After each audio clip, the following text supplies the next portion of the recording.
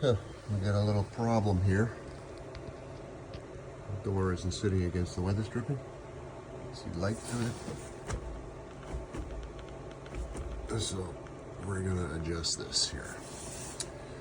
Oh yeah, that is amazing beer. If you're ever in Squamish, do it. Be right back. So you can see that the door is even with the plywood on the inside, so all the way. No flush. No gappage there, but when you close the door, you get a big gap there. And puts pressure on the lock when you're trying to unlock the bloody thing. So we're gonna run a oscillating tool through the brick mold and move that back on the top. The rest of the door is okay. So here we go. Well, one of the problems or things here is we've got spray foam in here, and that glues the frame pretty solid in place. So easiest, best, fastest way is to run a sawzall along the jamb just to cut this a little bit, and it'll make the frame loose and easier to move around. Okay, so we're going to use a sawzall. I always put it with the blade that way to the bottom. It's just way easier to control and works the best for me.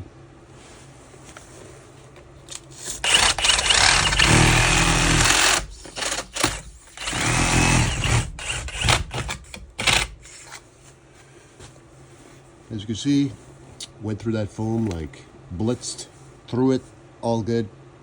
Just gonna do the top. I can get this organized here.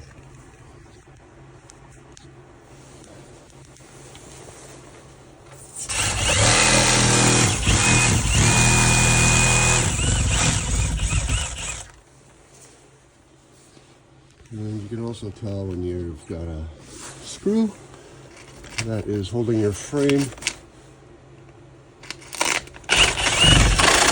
So I know that there's one right there. So we'll take those screws out, and we'll take the screws off the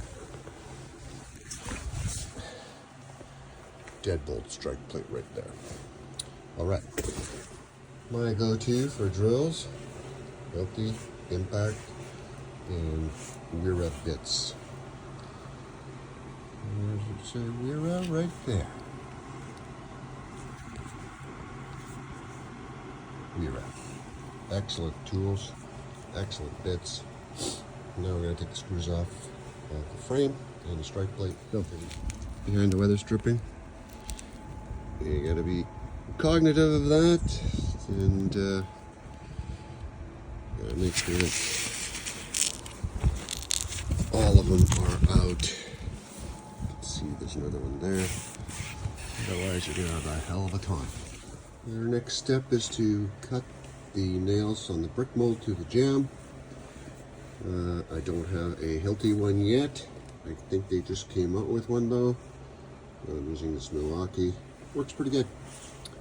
Although Hilti would probably kick its ass. LOL. Always a good idea to wear hearing protection with these tools. They are so bloody loud.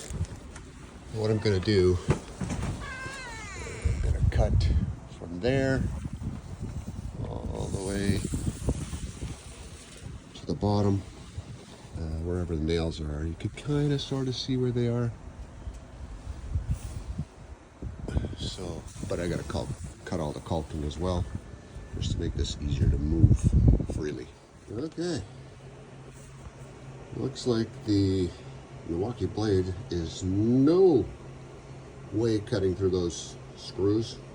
I believe there's screws in there, not nails. So I have to find a different blade and see if that works any better. I'm going to try this one. It says wood metal. The one I had before, I didn't pay attention. And it's just for wood, so that's my bad. No wonder it didn't work. Let's try this. Okay, wood metal. No. It went through 2 screws, and that's it. And I almost caught the garage on fire. So I gotta find a different solution here. Okay, I did not have a blade. I don't feel like going to the store, so I just welded a hacksaw blade on here. I don't know if it's gonna work. It just vibrates this way, not this way. Well, we'll give it a shot. See how it works. Okay, well, that didn't work very well. I got 1 screw cut and then it snapped off right there. So I know a sawzall will work. Not this particular blade, a metal blade, but it could damage the jam quite a bit with it going back and forth on the face. So whatever, we're gonna have to go with that route. Paint it in the spring. I'm gonna first cut up to the screw, make a kerf with the wood metal blade. Because if you use a sawzall blade and it binds, you get this. It hits something, and that is a real pain in the ass to try and straighten it and make it work properly. So I'll cut it first, and then I'll use the sawzall. Okay, so I'm going with this steel blade, steel cutting blade. Just make sure that you've got good teeth at the end, because that's the only spot you're going to be cutting with. The rest of it just doesn't matter. So again, blade teeth that way makes it easier to handle. Okay, so that's how much it was done.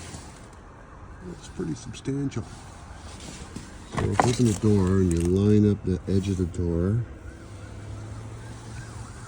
it's even all the way now. So when I put my strike back in place for the lock, the weather stripping will be sealing the entire door.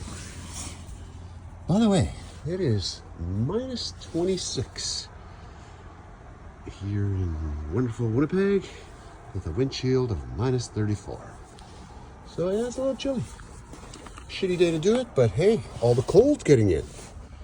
Okay, now that I've got that all shimmed up, I'll take a couple of videos that I'm gonna put some screws. I am not using a latex caulking because it'll freeze instantly with this minus 38 wind chill that we have right now, which is almost minus 40 Fahrenheit for my American friends.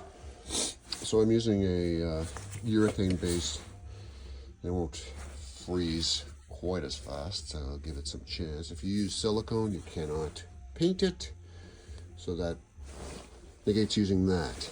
Now, I always cut my tip straight, because then when you're caulking, you can caulk any which way. It doesn't matter if you have a angled tip, you're limited to only going one way. So that's what I do. Straight, all good. Now ideally, I would have liked to have used these GRK finishing screws, but I don't have anything long enough, so I'm going to use these deck screws, pre-drill, countersink, and away we go. Okay, pre-drill, countersunk, screw put in right where the shims are, and quite substantial movement there. So what causes that? Well, this is south facing, this door, so maybe it's warped from the heat. This garage was framed maybe with crooked studs, which pushes the frame out on the top, not the bottom, so then it leaves a gap because this side the framing is good. Could be a number of factors. Anyways, we're gonna warm up a bit and then install the caulking. I also hung my caulking in front of my heater here, so warm it up. Makes it way easier to apply. Less trouble getting it done, especially when it's minus 28 outside Celsius. So we'll get that shot right when this warms up. Okay. got most of it done, but I think my caulking is getting a bit too cold, so I will let it warm up again. Okay, warmed up enough to caulk it all. Got positive seal on the entire door. You can see how much actually move in there. Well, kind of hard to say, but it's at least 3/8 past the plywood here. So, good seal now.